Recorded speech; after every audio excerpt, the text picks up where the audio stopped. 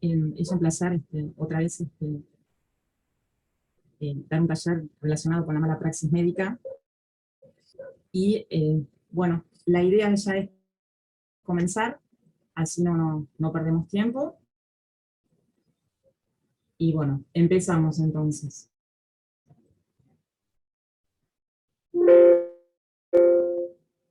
Bueno, el título del taller es Daños sufridos en ocasión de una cirugía estética.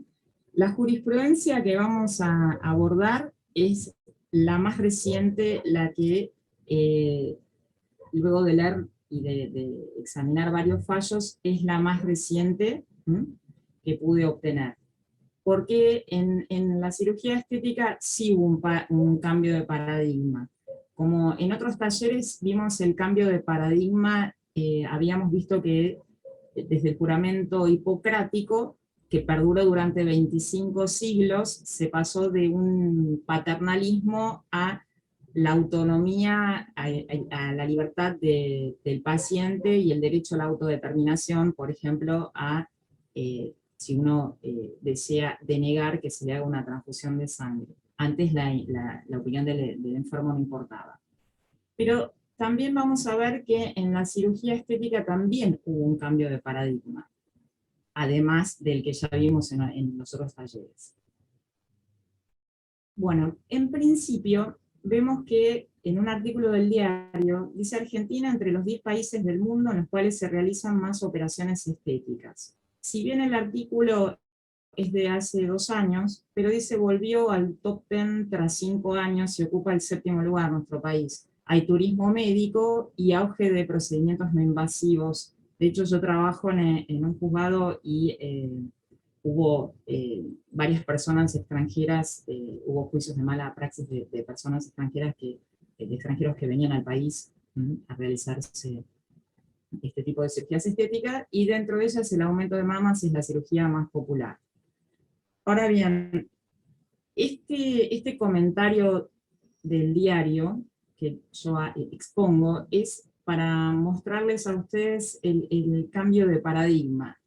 En este caso, que fue un caso muy comentado en el Hospital Fernández, una mujer que se hizo una rinoplastía, es una cirugía de nariz, hizo un juicio de mala praxis, y la sala A, que en ese momento estaba conformada por los doctores Molteni, Scuti Pizarro y Ana María Loaces, dijeron, no puede soslayarse la llamativa decisión de la actora de someterse a una cirugía embellecedora en un hospital público con la consiguiente gratuidad del servicio, ante las conocidas dificultades de dichos entes asistenciales. Es evidente que no podía exigir el mismo resultado que podía esperarse de cirujanos especialistas en plásticas que se desempeñan en la órbita privada y cobran elevados honorarios.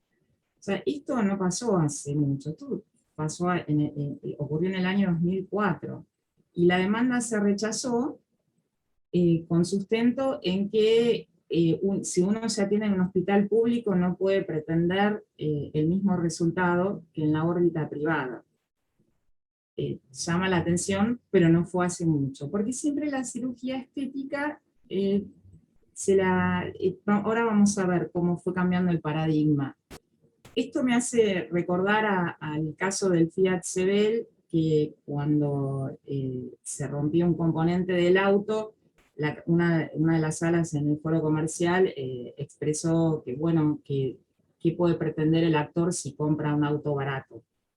Digamos, ese tipo eh, de expresiones en las sentencias no es las que se encuentran hoy en día, pero para saber hasta a dónde llegamos tenemos que saber de dónde venimos. Ahora bien, en el libro de Güeres, de responsabilidad civil de los médicos, vemos que Güeres hace una distinción y dice que la cirugía reparadora tiende a la corrección de defectos congénitos o adquiridos, por ejemplo, labio leporino, quemaduras, cicatrices. Pero la cirugía estética posee por finalidad el embellecimiento del individuo, su perfeccionamiento físico. Ahora vamos a ver por qué nos interesa esta distinción entre cirugía reparadora y cirugía estética. Ahora bien, hay un fallo reciente del año 2020 donde una persona que es, yo puse entre paréntesis físico-culturista, porque el físico-culturista hace un juicio de mala praxis y resulta que le habían dicho que no podía hacer gimnasia después de la cirugía y él automáticamente fue a hacer gimnasia. Entonces, esos son los detalles. Pero fíjense esto. La sala dice, fallo 2020. Cuando digo la sala, que está siempre, cuando yo les mando el Power, tienen todos los fallos y están explicitados en la parte superior. La sala dice, la circunstancia que las cicatrices luego de una extirpación de lunares sean queloides, no se le puede imputar al cirujano como consecuencia de un accionar alejado de la lex artis, dado que son otros factores los que intervinieron para que ello sucediera. Entre ellos es que se puso a hacer gimnasia cuando le habían dicho que no. Y dice, equivoca el actor su punto de vista al pretender mostrar esta intervención quirúrgica como estética, cuando, por el contrario, fue diagnóstica y reparadora. Nótese que se mandó el material extraído para analizar a anatomía patológica. Y yo agregué, en la sentencia se explica que él fue derivado por el dermatólogo al cirujano plástico. Él tenía unos lunares que se consideraron tumores.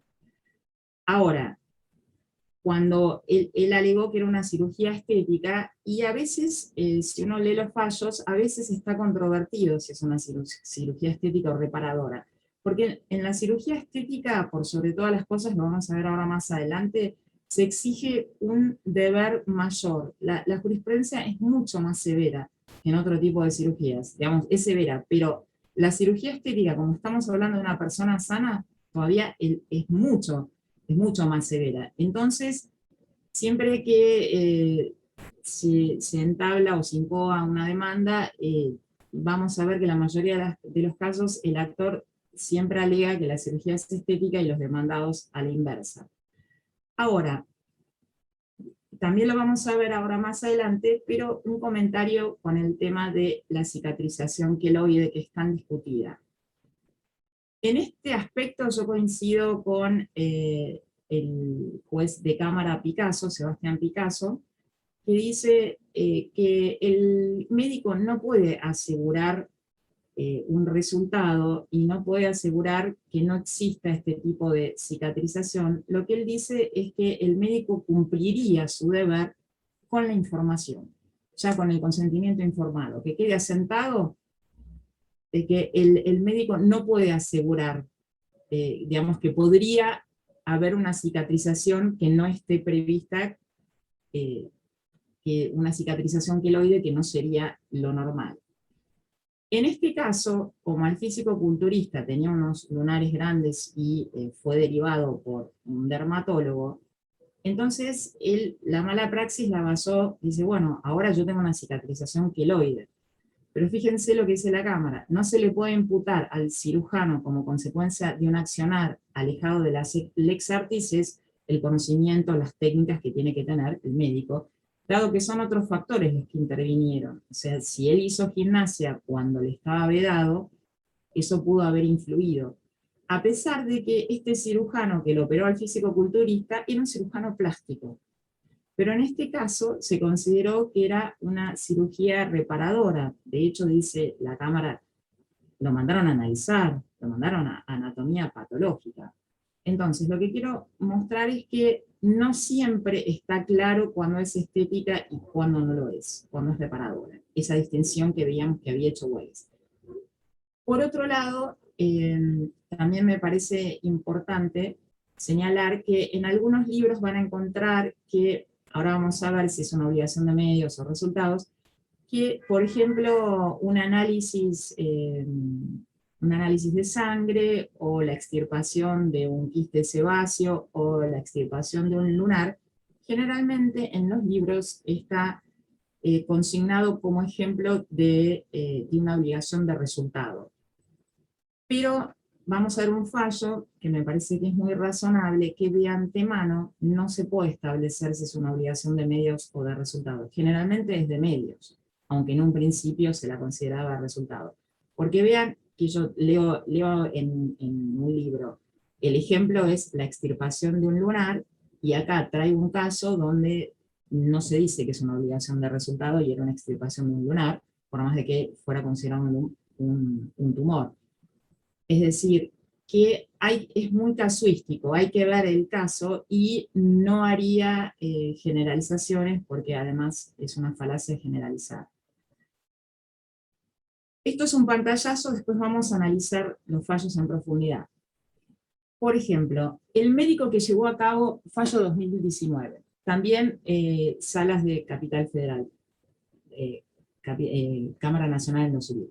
El médico que llevó a cabo una cirugía con el objeto de retirar tejido mamario afectado por silicona líquida, en este caso, una mujer se inyectó para aumentar las mamas silicona líquida.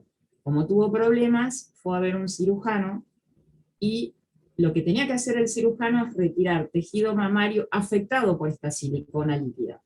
Entonces se le dice que debe responder por los daños derivados de la ausencia del consentimiento informado, pues su conducta de no brindar mayores datos sobre el alcance que tendría la cirugía es negligente y produjo daño psíquico en la paciente, que esperaba otros resultados desde lo estético, sin consecuencias dolorosas y una gran expectativa frente a un pobre resultado estético, en palabras de la perito.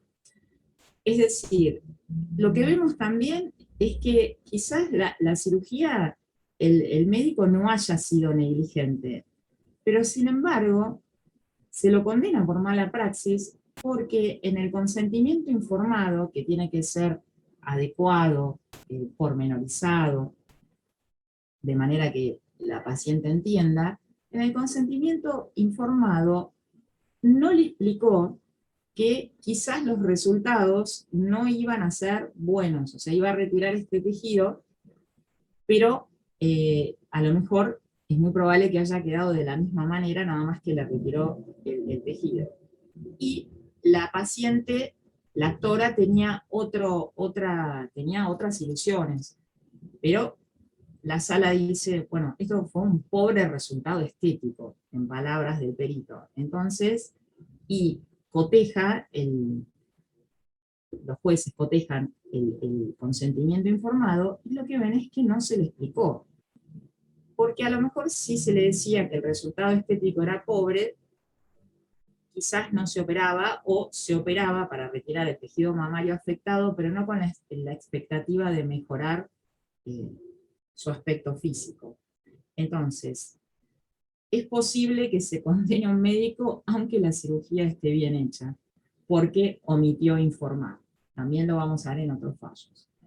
Y esta misma sala dice, el médico es responsable si omite informar sobre los riesgos de la operación o de un tratamiento, pues ello impide ejercer la autodeterminación del paciente, aun cuando no existan errores o vicios en la intervención quirúrgica.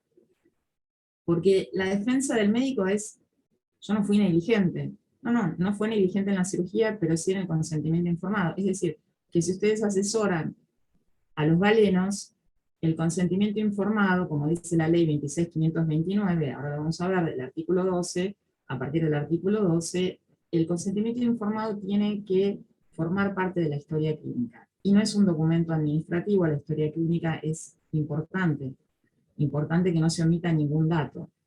Entonces, si él omitió informar sobre los riesgos de la operación, le impide a la paciente ejercer la autodeterminación. Habíamos visto en uno de los talleres anteriores que, lo que decía antes, la autodeterminación del paciente estamos en el nuevo paradigma que ya deja el paternalismo médico y sacraliza, digamos, la autodeterminación del paciente en cuanto a que si nos informan, nosotros vamos a ser libres, vamos a tener la libertad de elegir o no el tratamiento.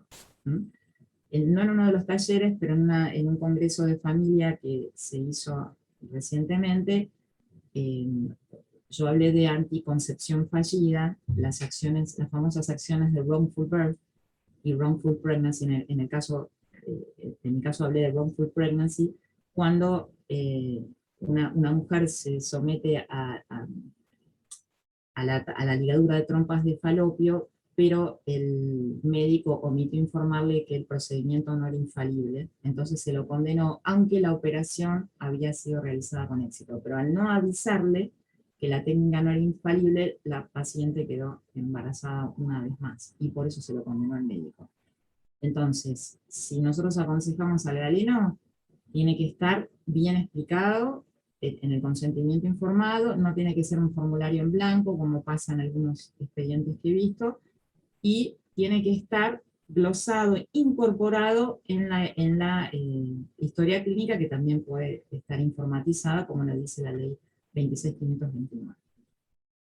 Bien, otro pantallazo así de un caso y después ya empezamos a analizar en profundidad. En este caso, del año 2017, la Cámara confirmó la responsabilidad civil de un cirujano plástico que no obtuvo los resultados prometidos en una rinoplastía. Estamos viendo que la mayoría de los fallos, los jueces lo consideran una obligación de medios. Como este caso lo consideraba una obligación de resultado, por eso lo traje para destacar. Fíjense lo que dice: el médico cirujano es responsable por las consecuencias dañosas padecidas por un paciente, dado que el resultado de excelencia prometido en la publicidad que efectuó no fue alcanzado, aun cuando haya cambiado de profesional, porque dicho cambio estaba justificado en la ausencia de resultados positivos. Porque es una defensa que alegan, la mayoría es: la actora abandonó el tratamiento. Y los jueces le dicen, bueno, pero si tenía un pobre resultado, estaba en todo su derecho de buscar otro profesional. Y en este caso, lo que pasó que este médico cirujano había prometido un resultado de excelencia. Tengan en cuenta también el artículo 1723 del Código Nuevo, que cuando se promete un resultado es responsabilidad objetiva. Ahora vamos a verlo. Porque prometió en la publicidad, no fue alcanzado. Es decir, prometió un resultado que no alcanzó. Entonces, se lo condenó por eso. No es habitual, pero se lo condenó por eso. Ahora bien,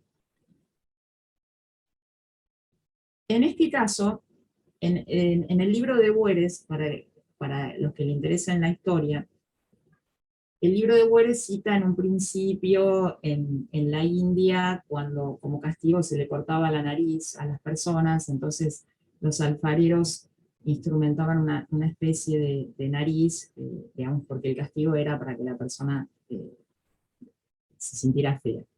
Entonces, en esa época, los alfareros empezaban a reconstruir las narices para que la persona no se sintiera tan deprimida.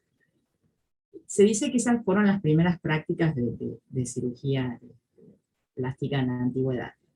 Y en el libro que yo cité en un principio, Bueres trae a colación este caso que me parece interesante para que veamos el cambio de paradigma. Es un caso de Francia, del Tribunal del Sena, dice él, del 25 de febrero de 1929. Fíjense, dice, se condenó al médico por mala praxis. Era una mujer, manequén, modelo, trabajaba en una casa de modas y se estaba por casar. Y ella consideraba, así dice el fallo, que tenía piernas gruesas. Y el médico le había prometido afinarle las piernas antes de casarse.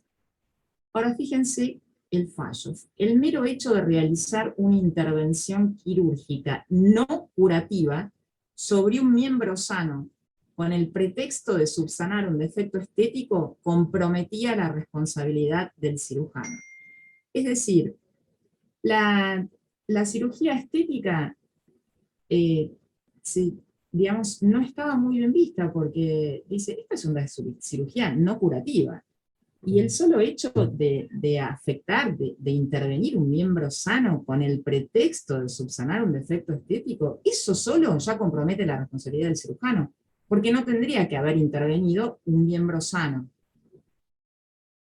Ahora, lo que no les dije es que la manequén, la modelo, a raíz de una mala praxis, le tuvieron que amputar la pierna. Entonces, el médico fue condenado. Pero el argumento que me interesa resaltar es que los jueces le dicen, intervino, es una cirugía no curativa. y se intervino un miembro sano. Entonces eso ya de por sí compromete la responsabilidad del cirujano. Y ahora vamos a hacer una digresión breve sobre lo que hoy se conoce como bioética del mejoramiento humano. Es una mirada, vamos a ver, filosófica y a la vez bioética, de lo que implica una cirugía estética con el ideal de belleza, ¿no? Que eso importa.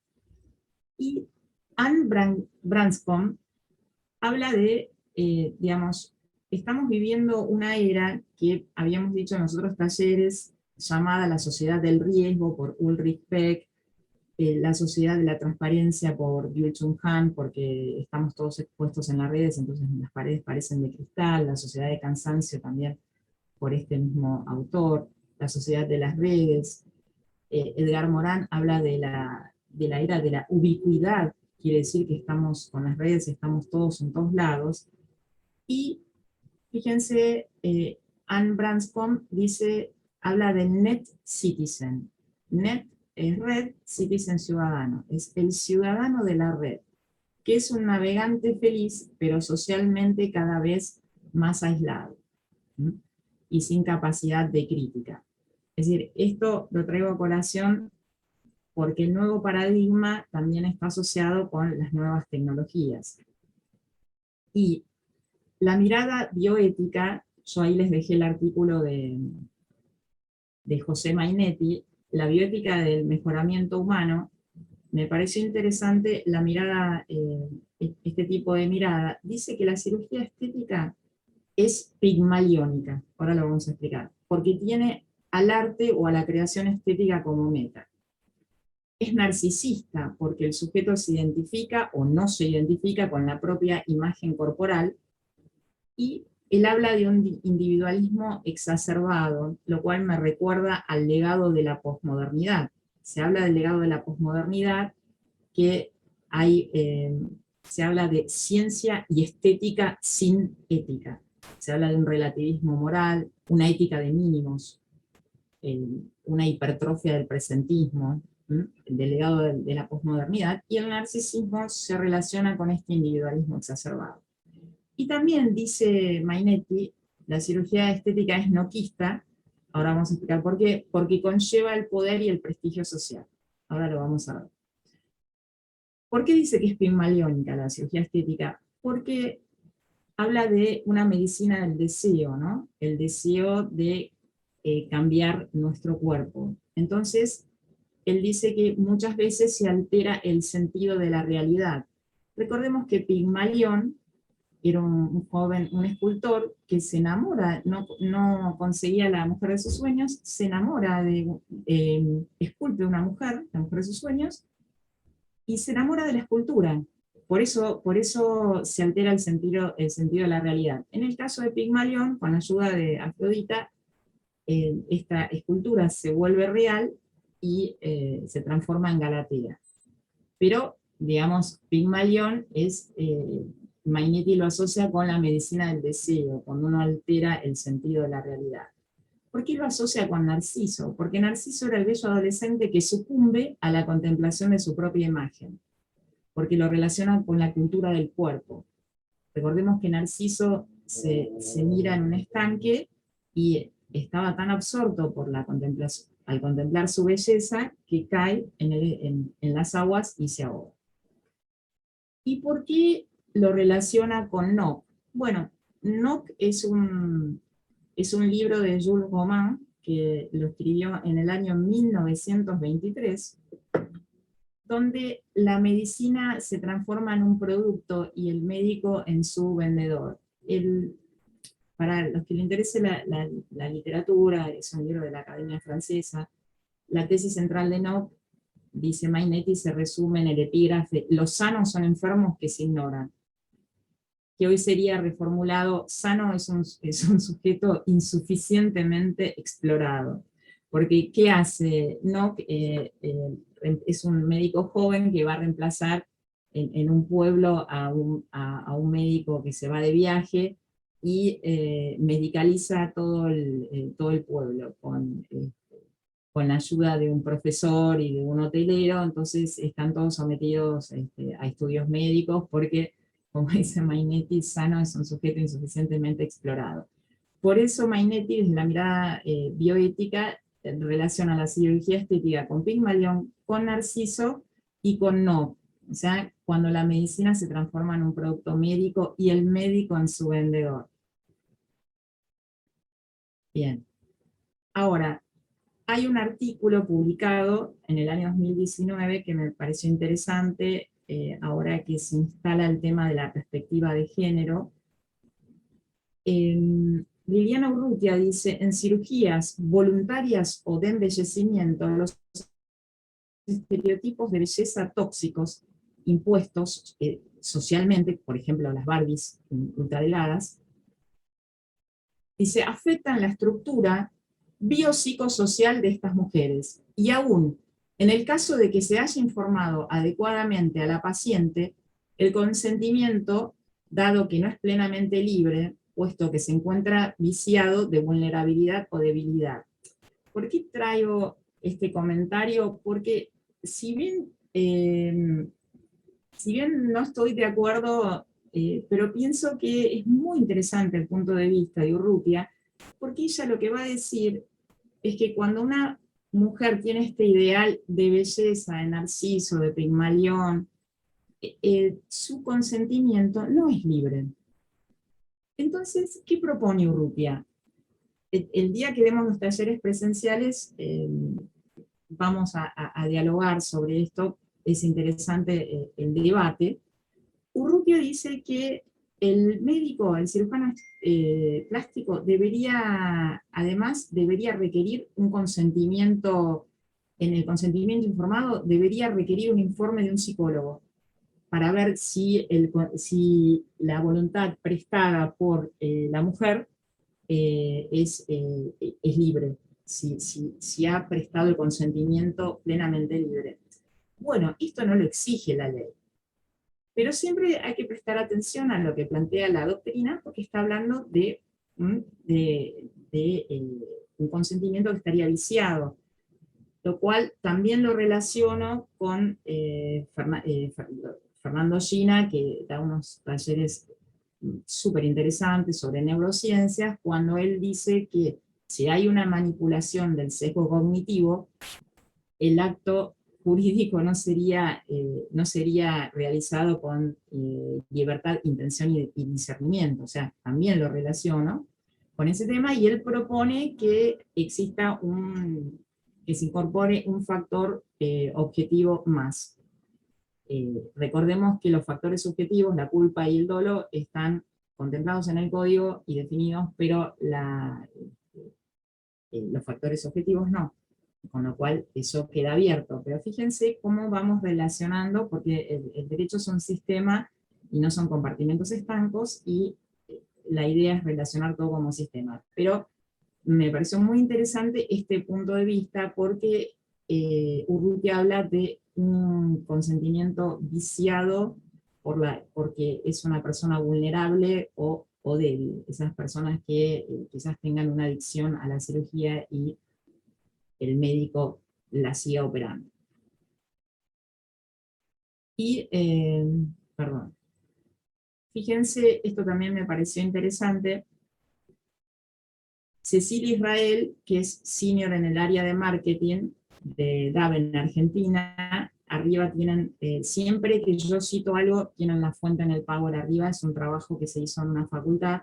Fíjense cómo ella dice, ustedes recuerdan las campañas de DAB, que no son Barbies precisamente las que están en la propaganda, y ella dice que lo que busca es rechazar a los modelos y estereotipos que se ven constantemente en la publicidad y a sus técnicas de retoque que transforman un cuerpo real en uno artificial, y afirma que estos generan un modelo aspiracional falso e inalcanzable. O sea que esto trasciende a la publicidad. Bueno, bien. hecho esta digresión, después vamos a hacer una digresión filosófica, pero ya entramos al análisis en profundidad de un fallo que me pareció muy interesante por la riqueza. Es un fallo de la Sala H, 2019.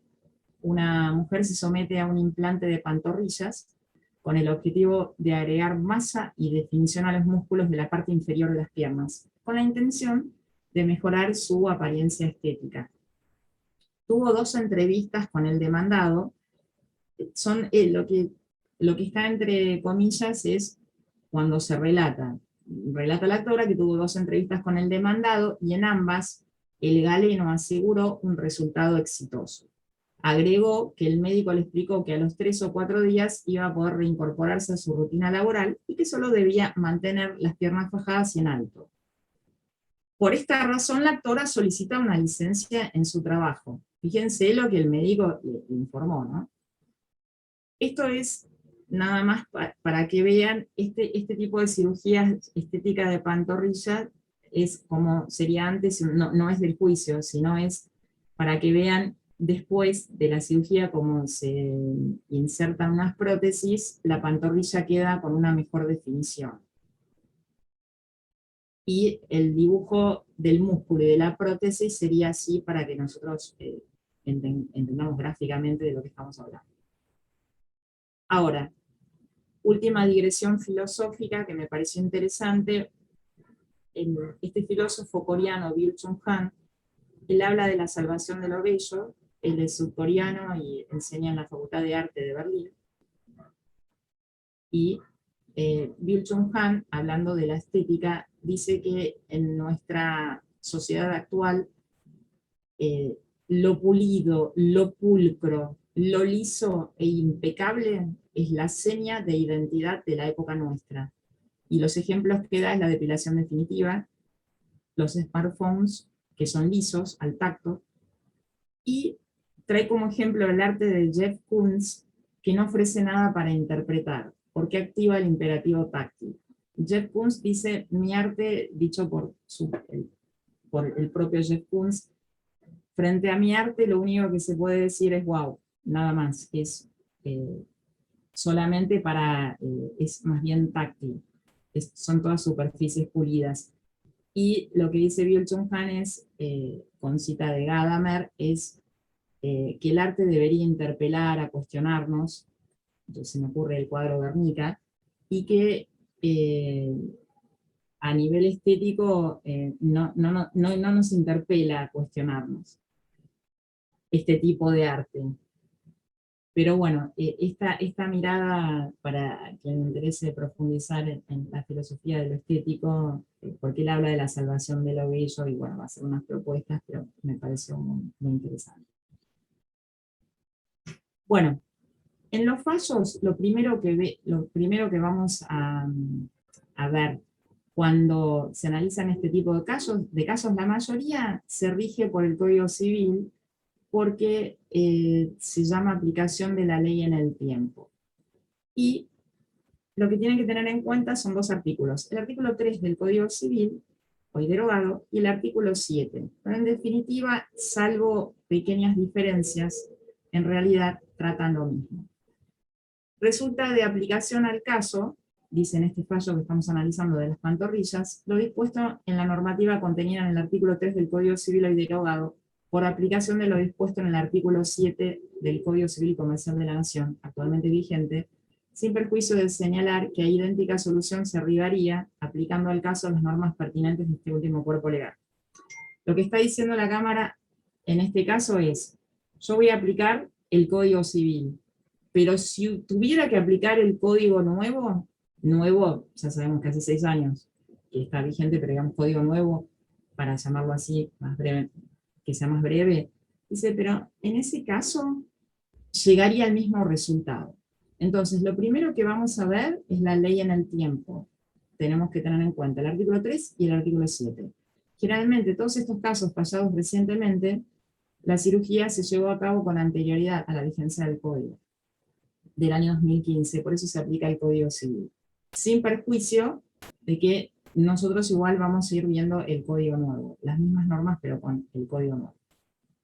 Y dice la sala, con cita de este libro, la aplicación del Código Civil y Comercial a las relaciones y situaciones jurídicas existentes, es un libro que recomiendo, tiene 2 versiones, y la última es más completa, pero trata no solo mala praxis médica, sino varios casos. Por ejemplo, derechos reales, que puede resultar muy interesante a la hora de entender la aplicación de este artículo. Y la sala dice, de este modo la responsabilidad civil queda sometida a la ley vigente al momento del hecho antijurídico. ¿Cuándo se llevó a cabo la cirugía? Bueno, se llevó a cabo con anterioridad a la sanción del código, entonces va a regir el Código Civil. Aunque la nueva disposición, nos referimos al Código Nuevo, rige las consecuencias que no se encuentran agotadas al momento de entrada en vigencia del Código Civil. Habla de consecuencias no agotadas. Por ejemplo, si quiero citar un artículo que haga referencia a los intereses, bueno, se aplicaría el Código Nuevo, porque eso es una consecuencia no agotada. Y el artículo 7, el título es eficacia temporal, no lo transcribí todo, pero es, a partir de su entrada en vigencia, las leyes se aplican, faltó el adverbio aún, pero bueno, igual se entiende. Las leyes se aplican aún a las consecuencias de las relaciones y situaciones jurídicas existentes. Y el Código de Vélez, en el artículo 3, replicaba esta norma, solo que hay una excepción, contiene un supuesto con las leyes supletorias relacionadas con el consumidor en las relaciones de consumo, pero si no el artículo es prácticamente igual. Ahora, para terminar con este tema de la aplicación de la ley en el tiempo, este artículo está basado en la postura de Rouvier, que después la tomó Borda en uno de los congresos, lo llevó como ponencia, y la idea es que toda relación, que toda situación jurídica pasa por 2 fases, una estática y una dinámica, que corresponde al momento de su constitución y de su extinción. Pero hay una fase estática que se abre cuando esa situación produce sus efectos, que ahora, a medida que nos adentremos en los fallos, vamos a verlos con ejemplo. Bueno, entonces, ¿qué pasó en este caso de las pantorrillas? ¿Qué dice el perito cirujano? La pericia médica es muy relevante en un caso de mala praxis médica. Y si bien no es vinculante para el juez, pero el juez, para apartarse de la pericia médica, tiene que ser muy fundado. Y el perito cirujano dice, se observan ambas pantorrillas deformes y asimétricas, con una deformidad hacia cara interna que coincide con la ubicación de los implantes colocados. Imagínense que el implante se corrió de lugar, de la pantorrilla. Agregó que a simple vista se observa que el implante de pierna izquierda se encuentra más bajo que el derecho. O sea, imagínense, uno más bajo que el otro. Y, dice el perito, es notoria la simetría actual y el resultado no favorable de la cirugía. Entonces, se habla en el fallo, vamos a explicar un poquito, ahora vamos a ver qué son cicatrices dehiscentes y de características discrómicas. Discrómicas es una alteración en la pigmentación de la piel. Y la dehiscencia, que lo van a ver en muchos fallos, por eso traigo la definición, de la herida quirúrgica, es la separación posoperatoria de la incisión. Es decir, se abrió la herida. Entonces, esta joven mujer se le abre la herida y además la prótesis implantada se desplaza. Pero además se le abre la herida, entonces el cirujano va a decir que es una complicación que a él le resulta ajena porque la prótesis se desplazó porque la herida se abrió, es decir, se produjo la dehiscencia. Y el perito cirujano, ¿qué dice? El perito cirujano, me refiero al perito designado de oficio. Dice, una complicación local que afecta a la incisión no puede alterar el proceso cicatrizal y producir modificaciones con respecto a la simetría o la ubicación de los implantes. Te dice, no puede ser que por la herida se haya desplazado y se haya corrido, imagínense, corrido totalmente una prótesis y la otra se desplazó para abajo, una para abajo, otra para arriba. Dice, eso no tiene nada que ver con la herida. Dice, la pericia ha dejado en claro que la deficiente localización actual de los implantes, que se aprecia a simple vista en las fotos adjuntas al dictamen, no puede atribuirse a complicaciones locales en las incisiones, sino a un obrar negligente del cirujano. Es decir, los jueces miran las fotos y dicen, esto no es una complicación que puede surgir sin negligencia del médico cuando las prótesis están totalmente desplazadas. Entonces, dice, esto se debe a un obrar negligente del cirujano. Y dice, la actitud del médico, tanto en la intervención como frente a la aparición de las referidas complicaciones, no fue la esperada para un profesional de trascendencia de la distinción. La trascendencia radica fundamentalmente en el factor de atribución, inmediatamente en la carga de la prueba. Ahora lo explico. Porque si yo digo que el médico en la generalidad de los casos está emplazado a su obligación, que es de medios, el factor de imputación es la culpa.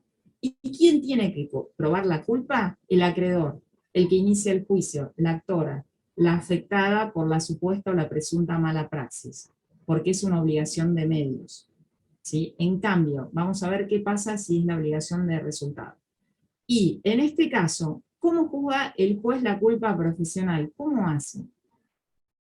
Bueno, es así. En la cirugía embellecedora, que habíamos dicho que tenía la diferencia con la reparadora, la responsabilidad que asume el cirujano plástico, aún en cirugía embellecedora, es de medios, pues no puede ponerse a cargo del profesional el aseguramiento de un resultado que se encuentra siempre sometido a contingencias propias de la intervención. Podría surgir una complicación en la cirugía, una alergia, algo que no le sea imputable al cirujano. Y lo importante es que lo que yo estoy consignando ahora es el caso que estamos viendo, analizando, el de las pantorrillas. Y cuando la sala cita un fallo de 2011, es la propia sala que en la sentencia esta reciente lo cita. Dice, si bien en estos casos deben juzgarse con mayor rigor las obligaciones asumidas por el galeno, no puede perderse de vista que cualquier intervención produce riesgos, y hasta la más sencilla puede tener consecuencias inesperadas.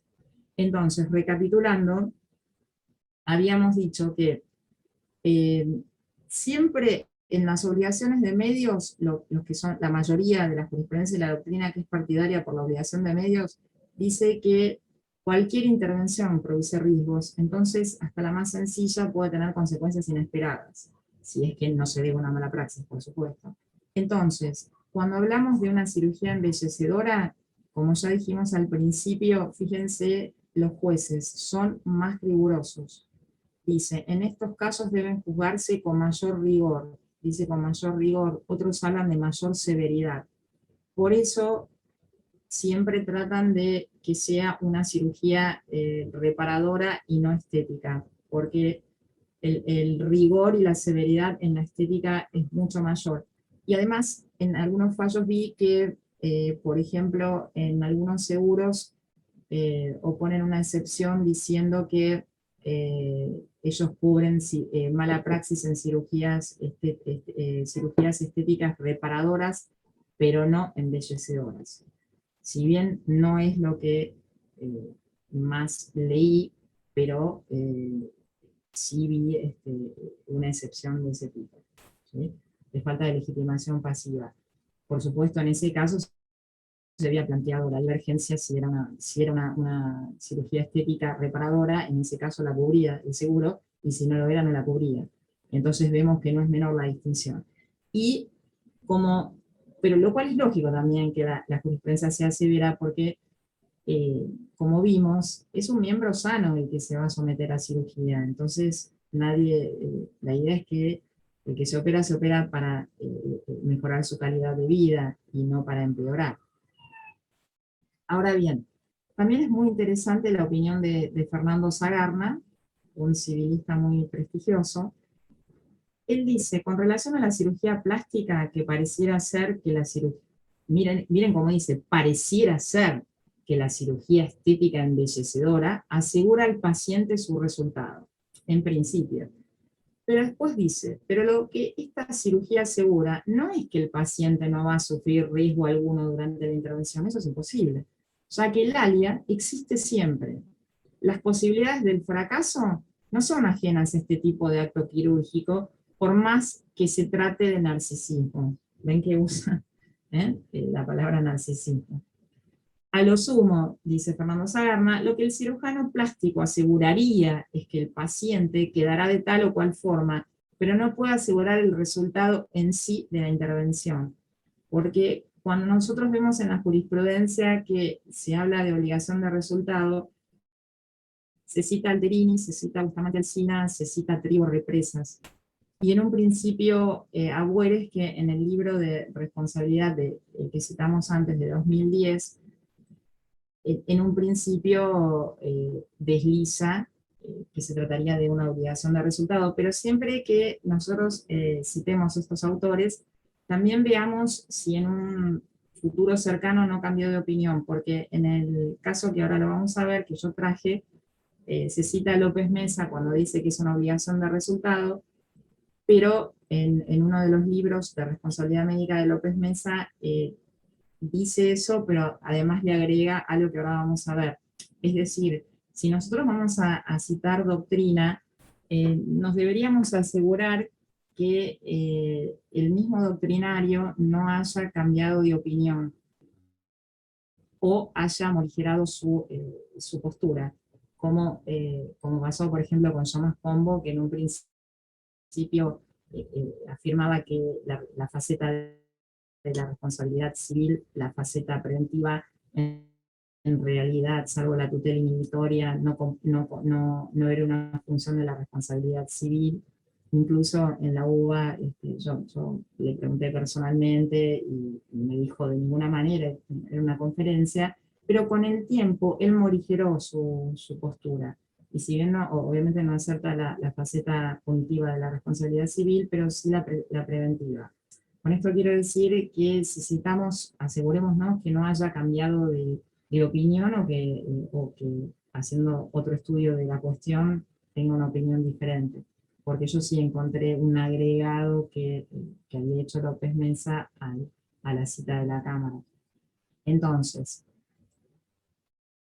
dice, ciertos aspectos médicos son calificados por parte de la doctrina como perteneciente al ámbito de las obligaciones de resultado. Es cierto, algunos la consideran una obligación de resultado, así en relación con las cirugías estéticas, las cirugías menores o simples, bueres, pero ojo cuando lo dice, habría una disminución del área. Por eso hay muchos libros que citan la extracción de un quiste sebáceo o de lunares como una obligación de resultado. Pero yo les traje un caso cuando no es así, el del físico-culturista. Entonces, yo diría más bien que es un tema casuístico. Y la misma sala cita un fallo de otra sala donde dice es que de no prometerse un resultado feliz al paciente, este no se sometería al tratamiento u operación. Los que postulan que la obligación está emplazada, que sería una obligación de resultado, los que postulan dicen si no es para obtener un resultado mejor o un resultado feliz, la persona no se opera, entonces lo considera una obligación de resultado. Y Sagarna dice, bueno, pero hay un área, puede haber una complicación, y el médico, si la complicación no se debe a su negligencia, también sería injusto que responda por eso. Pero están las dos posturas, si bien es minoritaria, pero siguen estando. Ahora bien, fíjense que estamos viendo de las pantorrillas, pero para hacer una comparación, en otra sentencia del año 2020, la sala E, el racimo, que fue camarista hasta recientemente, el doctor Racimo dice, sin embargo, yo puse entre guiones porque Galmarini tiene tiene una disidencia, y Racimo dice, la cirugía estética estrictamente plástica, en esa cirugía, dice Racimo, se prometió un resultado. Y existe un desplazamiento de la carga de la prueba porque hubo un incumplimiento del opus de la obra propuesta. Y esto es un fallo del año 2020, donde está diciendo que es una obligación de resultado.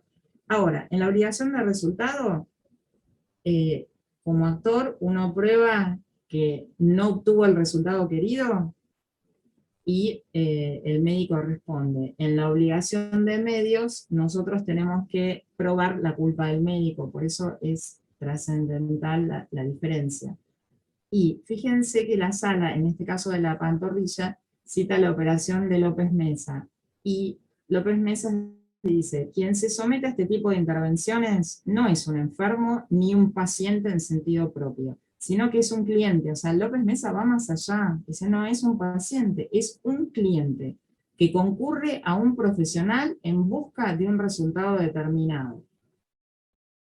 Entonces, dice, siempre la sala citando a López Mesa, de allí que en las prácticas de medicina curativa, satisfactiva o perfectiva, fíjense cómo él denomina la cirugía estética, curativa, satisfactiva o perfectiva, la regla sea que las del médico son obligaciones de resultado, justamente porque el resultado es lo que lleva al cliente, dice, a buscar el auxilio del profesional y por tanto este integra el negocio jurídico de manera indisoluble.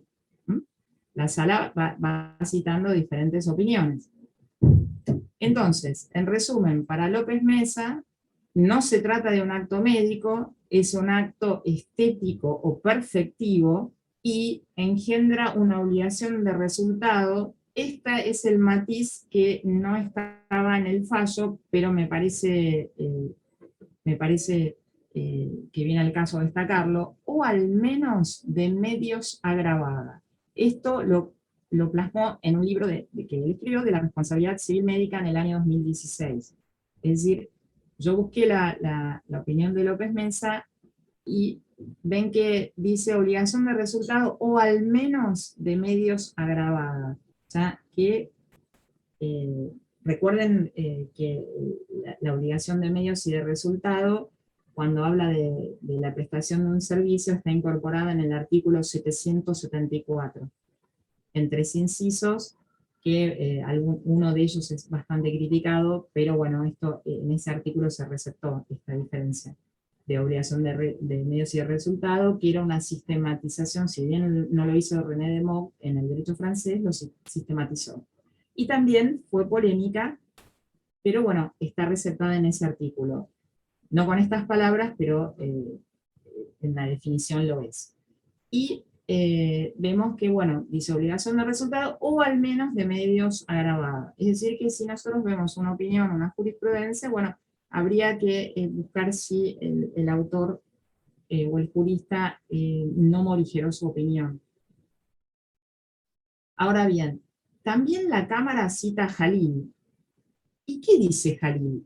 Jalil adhiere a la postura de López Mesa. Y dice, esta postura, la de Jalil y López Mesa, predica que el médico que practica una cirugía plástica no presta sus servicios sustentado en un obrar meramente dirigente, es decir, no compromete, como en cualquier intervención quirúrgica, solo la diligencia y la prudencia, sino que además persigue frente a su cliente, lo siguen llamando cliente, digo yo, aunque se aplique la ley de consumidor, ¿no es cierto?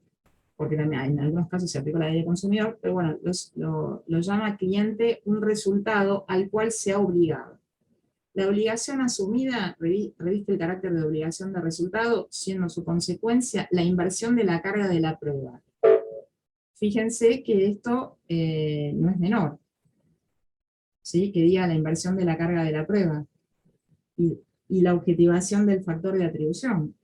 La obligación asumida, porque si es una obligación de resultado, la carga de la prueba se invierte. Si es una obligación de medios, tengo que probar yo si hago una demanda. Entonces no es menor el tema.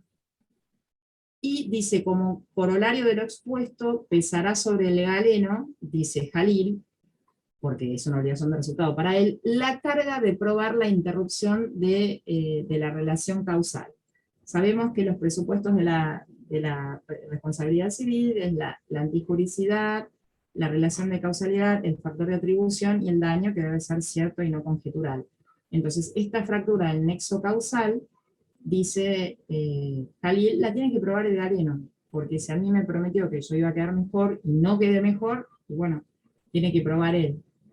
En la cirugía plástica, ahora estoy en el recuadro verde, en la cirugía plástica el resultado obtenido debe ser cotejado con el que se espera obtener en la mayoría de los casos, teniendo presentes las consecuencias normales de cualquier intervención quirúrgica.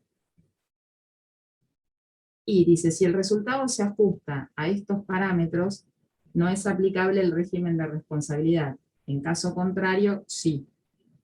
Es decir, no responde si se ajustó a lo que prometió. En caso contrario, salvo que exista algún factor que interrumpa el nexo causal, él va a responder si él no prueba esa ruptura del nexo causal. Ahora bien, otro fallo en la sala G es referido a este tema, ¿no? Yo traigo varios fallos porque, para mostrar que la mayoría afirma que es una obligación de medios, pero seguimos encontrando obligaciones de resultado.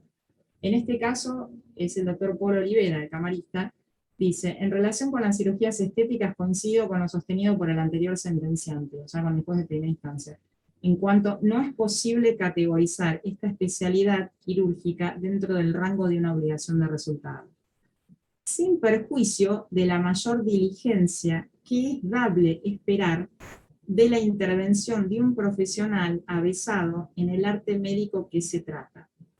Es decir, en este caso, él dice, porque hubo una disidencia acá también, él dice, yo no la puedo categorizar como una obligación de resultado, pero fíjense que también va a hablar de un mayor rigor o de una mayor severidad a la hora de juzgar mala praxis en cirugía estética, y él habla de una mayor diligencia que es dable esperar en este tipo de cirugías.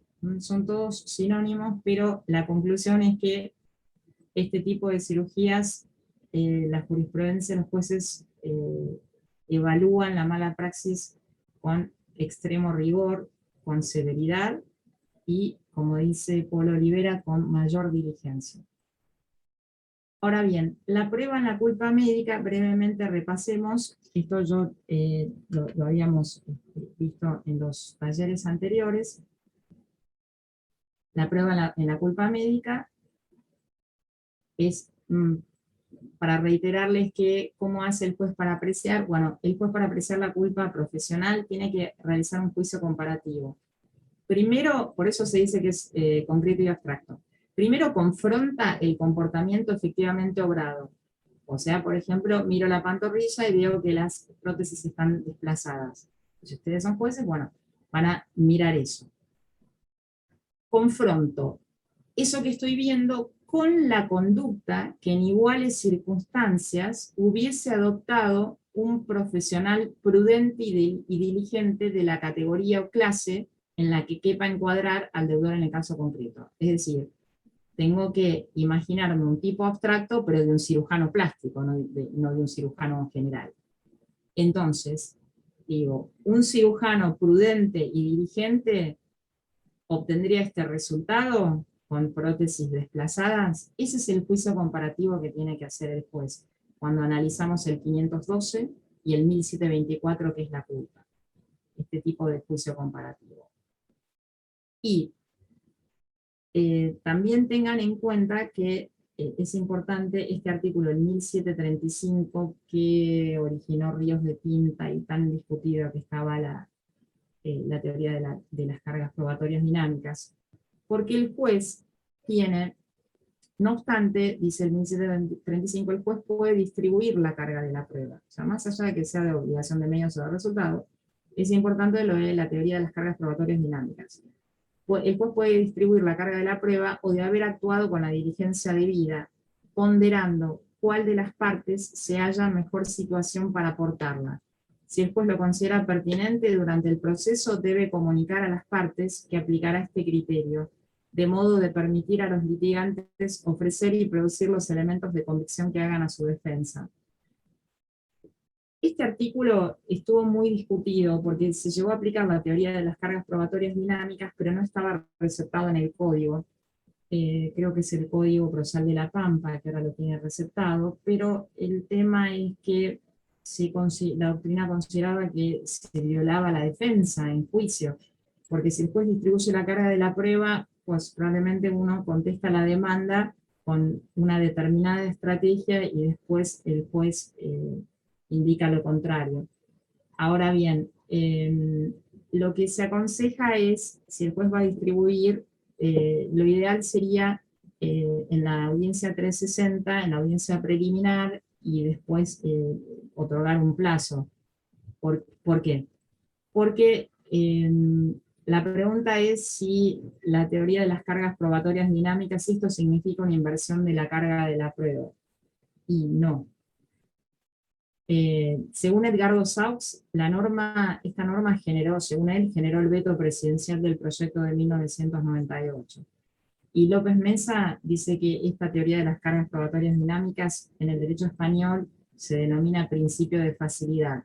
¿Por qué? Porque hay lo que se llama un secreto del quirófano, y la idea es aliviar la carga que pesa sobre la parte que, como estuvo anestesiado, inconsciente, en el quirófano, le resulta muy difícil.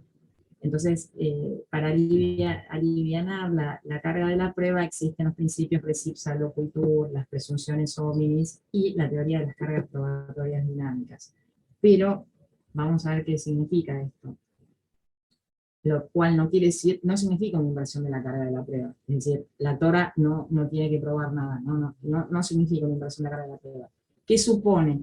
Supone el deber de colaboración en la producción de la prueba. Por ejemplo, recordemos un caso, el caso es viejo, Tesone con Bosone, Tesone de Bosone contra Kreutz, alrededor del año 2000. En ese caso se había perdido la historia clínica, aparentemente por una inundación, y el recurso se condenó a la clínica porque al no, la clínica tenía el deber de custodia, y al haber extraviado la historia clínica no se pudo comprobar el nexo causal entre la mala praxis imputada al médico, no se le pudo imputar la mala praxis. Entonces se aplicó una sanción punitiva ejemplar y que equivalía al monto reclamado. Y Bossert, cuando llegó a la corte, si bien fue rechazado el recurso extraordinario, Bossert dice, pero esto implicaría una suerte de daño punitivo aplicado con anterioridad a la ley 26.361, que es la ley que consagró el daño punitivo en la ley del consumidor en el artículo 52 bis. Pero de todas maneras, esa sentencia quedó firme, y lo que quiero remarcar es la importancia de la historia clínica, porque como la teoría de las cargas probatorias dinámicas no significa una inversión de la carga de la prueba, supone el deber de colaboración, pero si en este deber de colaboración no se acompaña la historia clínica, esto va a generar una presunción en contra. O sea, si hay falta de colaboración en aportar la prueba, esto creará una presunción en contra del galeno.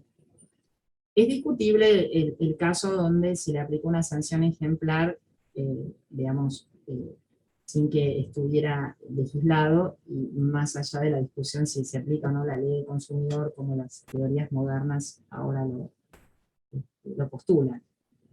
Pero bueno, es importante tener en cuenta el artículo 1735. Y como había dicho en el otro taller, es apelable que lo que se resuelva acerca de las cargas probatorias dinámicas. Tenemos un juicio, el juez resuelve que va a aplicar esta teoría y nos da un plazo para noticiarnos. Bueno, siguiendo la opinión de Picasso, que me parece muy razonable, calificada doctrina dice, me refiero a Sebastián Picasso, dice que, que sería apelable. ¿Por qué dice no sería de aplicación el artículo 379 del Código Procesal? Porque el artículo 379 alude a la inapelabilidad de las resoluciones del juez sobre producción, denegación y sustanciación de las pruebas. Y esto dice, no, esto no se trata de la carga de la prueba. No se trata, sino que lo que es inapelable, por ejemplo, si el juez deniega la producción de, por ejemplo, la prueba pericial contable, la deniega. Eso es inapelable, porque se relaciona a la producción, denegación y sustanciación de la prueba. Es inapelable. Pero, en realidad, esto no se trataría, porque se trata de la carga de la prueba, que tiene un matiz diferente con el artículo 379 del Código Procesal. Lo cual me parece razonable porque nos podemos encontrar, si apelamos, que algún tribunal lo deniegue, y digamos, si uno evalúa y se queja a la Cámara, este es un argumento bastante razonable. Ahora, en este caso que estamos viendo de la pantorrilla, una de las defensas del médico es que la actora abandonó el tratamiento. Y lo que yo veo cuando uno analiza la jurisprudencia es que en más de un caso se alega como defensa que la paciente abandona el tratamiento. Pero bueno, acá hay que hacer una distinción. ¿Qué dice la sala? Dice, opino que no existió un abandono del tratamiento por parte de la paciente, porque la regla básica es que el enfermo que interrumpe un tratamiento y se confía a otro profesional exime de responsabilidad a quienes inicialmente lo trataron y de ningún modo pudieron controlar o influir sobre las consecuencias sobrevinientes de su mal. A ver, expliquemos este párrafo. La regla básica es que si una persona interrumpe el tratamiento y continúa con otro profesional, eso sí va a eximir de responsabilidad al profesional inicial, porque este profesional se vio privado de controlar o influir sobre las consecuencias sobrevinientes de su mal. Ese es un supuesto, pero esto no se aplica cuando hay una causa que justifique el abandono. Naturalmente, dice, si la paciente ve que el tratamiento la conduce a agravar su estado de salud, o bien, ahí puse, o bien ha perdido, es decir, lo que quiere decir es que si esta persona iba y ve la pantorrilla, la prótesis desplazada, y el médico no le ofrece ninguna solución, y bueno, en ese caso, le dicen los jueces, está justificado que ella haya consultado y haya seguido el tratamiento con otro profesional. Entonces, en este tipo de defensa que es habitual, hay que hacer una distinción, porque si abandonó el tratamiento porque el médico no le ofrecía ningún resultado, está justificado. Entonces, esa defensa no merece ser atendida. Y en este caso de la pantorrilla, se concluye, los jueces concluyen que el accionar médico produjo el daño por impericia. Ahora vamos a ver qué es la impericia. Y se lo condena sobre la base de estos artículos. 512, para recapitular, era la culpa, la definición de Vélez, que habíamos visto la diferencia con el 1724. En 902 habíamos visto que cuando mayor es el deber de obrar con pleno conocimiento de las cosas, porque es un cirujano plástico, o sea, tiene una cierta responsabilidad, es un cirujano plástico, es especialista. Y el 1109 es todo aquel que ejecute un daño, que por su culpa o negligencia ejecute un daño, está obligado a reparar el perjuicio. Sobre la base de esos artículos, se lo condena al médico por impericia. Recordemos que habíamos dicho en el 1724 que la culpa comprende la imprudencia, la negligencia y la impericia en el arte o profesión. La imprudencia es un obrar irreflexivo, un actuar con ligereza, ya que se hace lo que no se sabe, o en todo caso más de lo debido. El que es imprudente, que obra en forma irreflexiva. La negligencia es diferente, es cuando se omite cierta actividad que habría evitado el resultado dañoso. Por ejemplo, en un caso que tuvimos en el juzgado, hubo una cirugía y se olvidaron de prescribir un antibiótico, y la persona tuvo una infección y se murió. En ese caso, hubo negligencia porque se omitió cierta actividad de haberle prescrito el antibiótico, eh, no se hubiese producido la infección. Esa es la negligencia. En este caso, al cirujano de la pantorrilla que le quedó desplazada, le imputaron impericia, le imputaron culpa, y dentro de la culpa, por impericia. ¿Y qué es la impericia?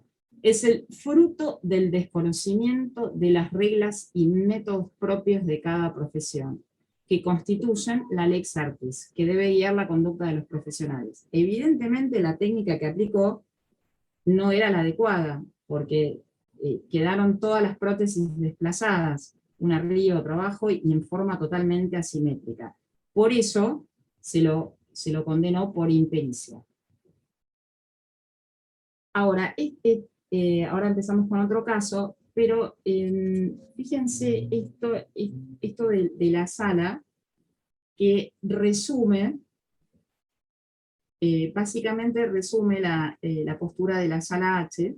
Yo me quedo unos minutos más, que cierra todo lo que vinimos viendo hasta ahora. La sala dice: esta sala en una oportunidad señaló que no era conveniente, si no es necesario, adherirse mecánicamente a una posición determinada, me refiero a obligaciones de resultado de medios, toda vez que enrolarse terminantemente en cualquiera de ellas podría conducir a soluciones injustas, habida cuenta de que se resolvería con una visión parcializada. Ahora bien, en el presente, cualquiera sea la tesis que se siga, se arriba al mismo resultado. Esta postura resume lo que vinimos viendo hasta ahora. La sala H lo que está diciendo: no voy a decir de antemano si es una obligación de medios o de resultado. En principio es de medios. Pero decir que de antemano que sería de medios o de resultados sería una visión parcial. Recordemos el caso que vimos del físico-culturista, de la extirpación de los lunares. Recordemos ese caso, y el caso del cirujano que prometió un resultado de publicidad, de propaganda, y la persona no quedó como la foto que él publicitaba. Entonces, esto sería el corolario. O sea, de antemano es muy difícil adherirse a una postura a otra, si bien en principio es obligación de medios. Pero ojo que podemos estar ante la promesa de un resultado, y en el tema de los lunares, que está dado en los libros como ejemplo de obligación de resultados, yo les traje un caso donde no se lo consideró como una obligación de resultado, el caso del físico-culturista. Entonces, la casuística es amplia, pero podríamos, recapitulando, decir que en principio es de medios, salvo que se haya prometido un resultado. O, como dicen algunos juristas, o sea, algo, digamos, la extirpación de un lunar, pero por ahí que sea un lunar sencillo y no como el del físico-culturista. Bueno, en este caso, la sala G, otro fallo reciente, año 2020, junio de 2020. Esta mujer, no, estas fotos no son del fallo, son fotos que, digamos, yo para ilustrar. Esta mujer se sometió a una cirugía estética abdominal para eliminar colgajos cutáneos. Si uno lee el fallo, había adelgazado creo que 35 kilos, y le quedó lo que se llama un delantal abdominal, porque el descenso de peso fue abrupto. Pero en la cirugía anterior se le había implantado un balón gástrico. No coloqué la foto porque, digamos, da un poquito de impresión.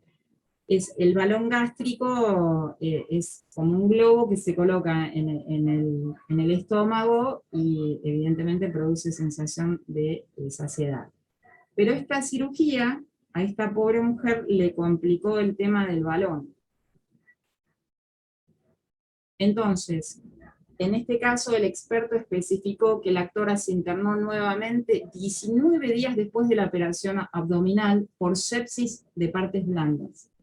Tuvo una sepsis en estas partes blandas y se constató infección de herida quirúrgica con tejido necrótico y presencia de pus a nivel periumbilical.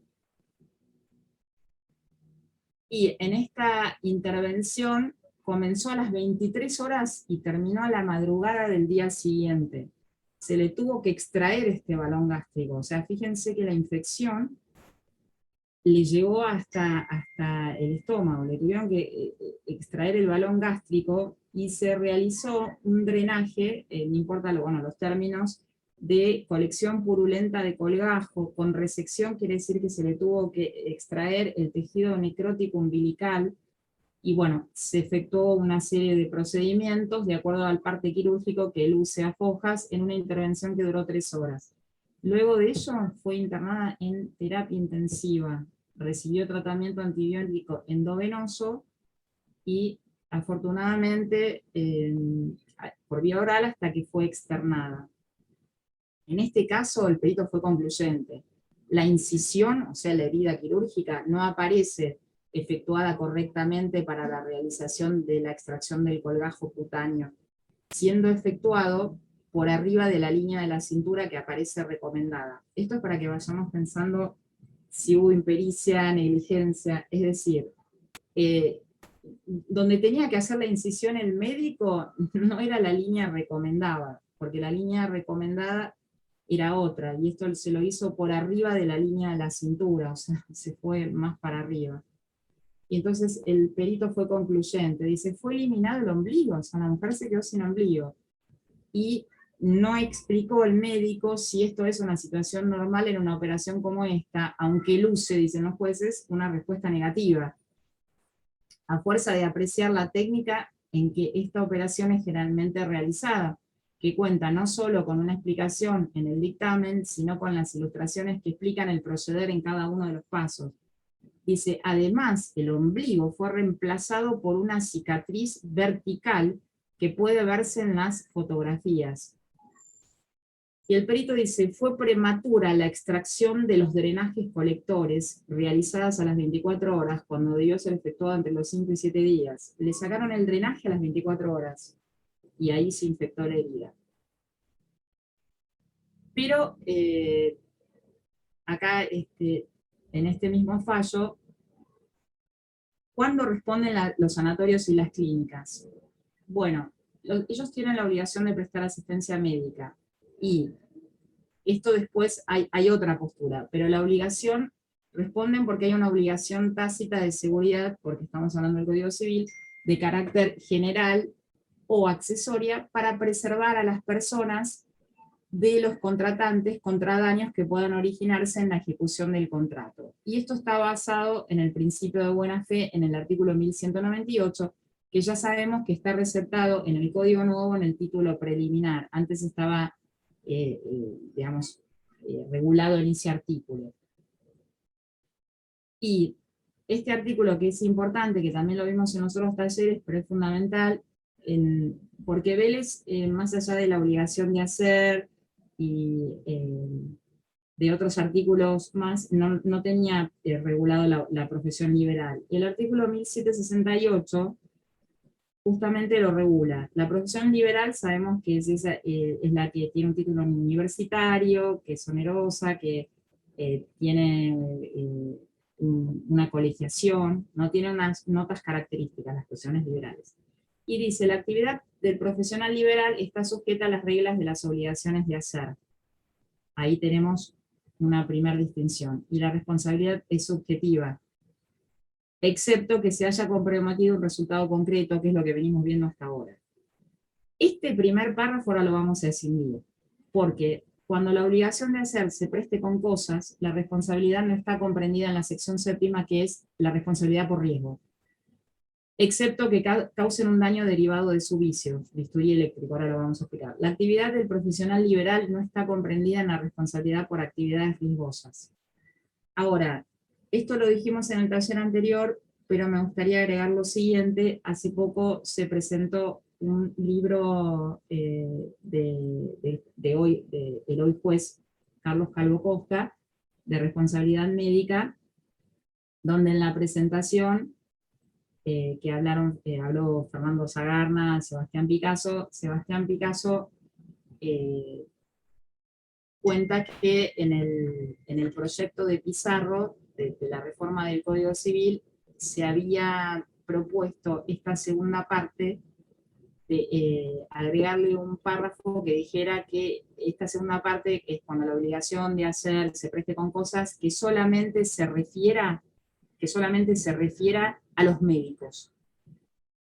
Y Picasso dice que para él es obvio que esta segunda parte se refiere a los médicos nada más, porque él da el ejemplo, si ustedes lo quieren ver, está subido a internet, se llama, creo que el título es Cuestiones modernas de la responsabilidad civil, presentación del libro de Carlos Calvo Costa, que la verdad es muy recomendable porque son juristas muy prestigiosos.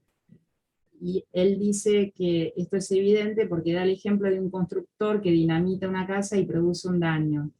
Y si no se aplica a los médicos, dice, bueno, entonces ¿qué es? El constructor no respondería, digamos, basado en responsabilidad objetiva, cual me parece muy pertinente el ejemplo, pero también considero que la aclaración no estaría de más. Y esta primera parte del artículo más bien está referida a la esfera contractual y se complementa con el 774 que ya habíamos dicho, que es la prestación de un servicio que receta las obligaciones de medios y de resultado, y la actividad del profesional liberal está sujeta a las reglas de las obligaciones de hacer, ya lo leímos, la responsabilidad subjetiva. Bueno, esto estaría referido a la esfera contractual, es decir, la responsabilidad del médico frente al paciente es de naturaleza obligacional. Antes decíamos de la esfera contractual, pero está mejor expresado de naturaleza obligacional. Habría una excepción del médico. ¿Cuál sería? El accidente en la calle. Porque si un médico atiende a una persona en la calle, no hay contrato. O cuando muere el damnificado y reclaman los damnificados indirectos. Eso no es contractual. Entonces hay que escindir este artículo. Y la segunda parte, que es que no se aplica la responsabilidad por riesgo de la otra sección, pero Picasso lo explica bien, que esta sería la esfera contractual, y vamos a dar un ejemplo. Cuando el médico utiliza un bisturí común, eso se llama el acto médico puro, y respondería por culpa, si hay una negligencia, impericia, responde por culpa. Pero cuando el bisturí es eléctrico, que falla, o hay una prótesis defectuosa. Acá me están diciendo que tendríamos que ir, bien, que hay otro taller. Perfecto. Entonces, el bisturí eléctrico que falla o prótesis, cuando el bisturí eléctrico es una cosa viciosa, el médico responde en forma objetiva, pero yo lo había planteado en un congreso y no se había dilucidado, pero ahora ya encontré doctrina que dice que si el bisturí eléctrico no es el dueño, el médico, no respondería, porque yo decía, ¿qué pasa si el bisturí eléctrico es de la clínica? ¿Por qué el médico responde objetivamente? Pero ahora se está aclarando que es solamente cuando sea el dueño.